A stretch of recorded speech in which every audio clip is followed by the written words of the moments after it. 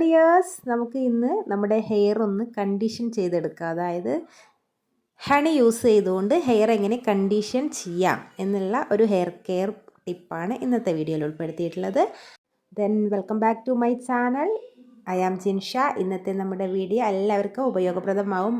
Mainly ചിൽഡ്രൻസിന് നമ്മൾ ഈ ഒരു ഹെയർ കെയർ ചെയ്തു കൊടുക്കുന്നത് വളരെയധികം നല്ലതാണ്. നല്ല തിക്കോട് കൂടി കുഞ്ഞു മുടികൾ കിളിർത്ത് വരുന്നതിന് വേണ്ടിയിട്ട് ഈ ഒരു ഹെയർ കെയർ ഹെൽപ്പ് ചെയ്യുന്നുണ്ട്. ഹണി ഒരു ഇൻഗ്രീഡിയൻ്റ് ആയിട്ട് നമ്മൾ ഹെയർ കെയർ യൂസ് ചെയ്യുകയാണെങ്കിൽ അതുകൊണ്ടുണ്ടാകുന്ന ഗുണങ്ങൾ ഒരുപാടുണ്ട്. നമ്മളെ ഹെയർ പൊട്ടിപ്പോകുന്നതിനും ഹെയർ നന്നായിട്ട് തിളക്കത്തോടു കൂടി നിലനിൽക്കുന്നതിന് വേണ്ടിയും ചുരുണ്ട് കിടക്കുന്ന മുടികളൊക്കെ ഒരുവിധം സ്ട്രൈറ്റ് ആവാനും വേണ്ടിയിട്ട് ഇത് ഹെൽപ്പ് ചെയ്യുന്നുണ്ട്.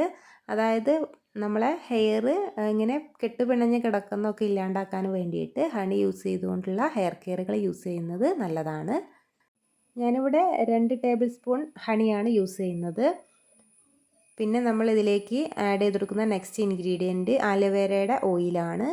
നമ്മൾ വീട്ടിലുണ്ടാക്കിയിട്ടുള്ള ഓയിൽ തന്നെയാണ്. നമ്മൾ മുമ്പത്തെ വീഡിയോസിൽ ഇതിൻ്റെ പ്രിപ്പറേഷൻസൊക്കെ വീഡിയോ ആക്കി ഇട്ടിട്ടുണ്ട്. നിങ്ങൾക്ക് ഇൻട്രസ്റ്റഡ് ആണെങ്കിൽ ആ വീഡിയോ ഒന്ന് വാച്ച് ചെയ്താൽ നിങ്ങൾക്കിതിൻ്റെ എങ്ങനെയാണ് ഉണ്ടാക്കുന്നത് എന്നുള്ള ഡീറ്റെയിൽസ് ലഭിക്കുന്നതാണ്. നമ്മളിവിടെ കൊടക്കൽ ആര്യവൈദ്യശാലയുടെ മധുവാണ് യൂസ് ചെയ്യുന്നത്. അതായത് സംസ്കൃത മധു എന്നാണ് അതിൽ നെയിം. ഞാനത് ജസ്റ്റ് ഒന്ന് നിങ്ങൾക്ക് കാണുന്നതിന് വേണ്ടി കാണിച്ചിട്ടുണ്ട്. നല്ല പ്യുവറാണ്. സോ അതാണ് ഞാനിവിടെ ഏറെയും യൂസ് ചെയ്യാറ്. ഇപ്പോൾ നമ്മുടെ ആലോവേരയുടെ ഓയിൽ ജസ്റ്റ് ആലോവേര മാത്രം യൂസ് ചെയ്തുകൊണ്ടുള്ള ഓയിലാണ്, പ്യുവറാണ്. അതും 2 ടേബിൾ സ്പൂണോളം ആഡ് ചെയ്ത് കൊടുക്കുന്നുണ്ട്. ഞാൻ എൻ്റെ മോളുടെ ഹെയറിലാണ് അപ്ലൈ ചെയ്ത് കൊടുക്കുന്നത്. സോ ഇത്രയും മതി ക്വാണ്ടിറ്റിയിൽ നിങ്ങൾ ആവശ്യാനുസരണം ചേഞ്ച് വരുത്തുക. എടുക്കുമ്പം രണ്ടും ഒരേ അളവിൽ എടുത്താൽ മതി. 2 ടേബിൾ സ്പൂണിന് സമം 2 ടേബിൾ സ്പൂൺ വീതം 2 ഇൻഗ്രീഡിയൻസ് എടുക്കുക. ഇത് നമ്മളൊന്ന് ആഡ് ചെയ്ത് മിക്സ് ചെയ്തതിന് ശേഷം ഒരു 10 സെക്കൻഡ് അവിടെ റെസ്റ്റ് ചെയ്യാൻ വെച്ചതിന് ശേഷം ഹെയറിലെ സ്കാൽപ്പിൽ നന്നായിട്ട് മസാജ് ചെയ്ത് കൊടുക്കുക. ജസ്റ്റ് നിങ്ങളുടെ കയ്യിൽ കോട്ടൺ ഉണ്ടെങ്കിൽ അത് വെച്ചിട്ട് സ്കാൽപ്പിൽ ഇങ്ങനെ ജസ്റ്റ് ഒന്ന് മസാജ് ചെയ്ത് അപ്ലൈ ചെയ്ത് കൊടുത്താൽ മതി. അല്ലാന്നുണ്ടെങ്കിൽ കൈവിരൽ ഉപയോഗിച്ച് ചെയ്ത് കൊടുക്കാം. നിങ്ങളുടെ ഇഷ്ടാനുസരണം ചെയ്യുക. ഞാനിവിടെ ഫിംഗേഴ്സ് വെച്ചിട്ട് നന്നായിട്ട് മസാജ് ചെയ്തിട്ടാണ് ചെയ്ത് കൊടുക്കാറ്. ഹണിയുടെ യൂസേജ് കാരണം നമ്മുടെ ഹെയറിൽ നന്നായിട്ട് ഈർപ്പം നിലനിർത്താനായിട്ട് സഹായിക്കുന്നുണ്ട്. സോ നന്നായിട്ട് മഴയുള്ള ടൈമിലൊന്നും വല്ലാതെ ഹണി യൂസ് ചെയ്യാതിരിക്കാൻ ശ്രമിക്കുക.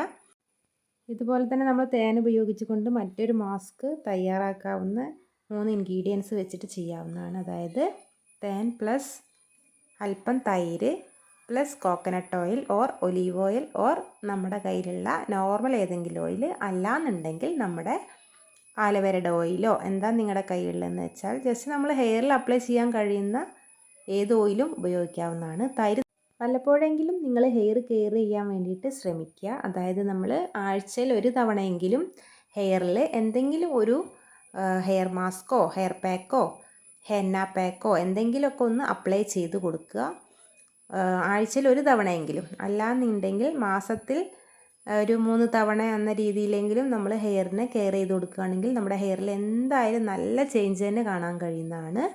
ഹെയർ നന്നായിട്ട് വളരാനും തിക്ക് ഉണ്ടാവുന്നതിനും എല്ലാം സഹായിക്കുന്നതാണ്. അപ്പോൾ നമ്മൾ കെയർ ചെയ്യുന്നിടത്താണ് ഹെയറിൻ്റെ വളർച്ച ഇരിക്കുന്നത് എന്നാണ് ഞാൻ പറഞ്ഞു വരുന്നത്.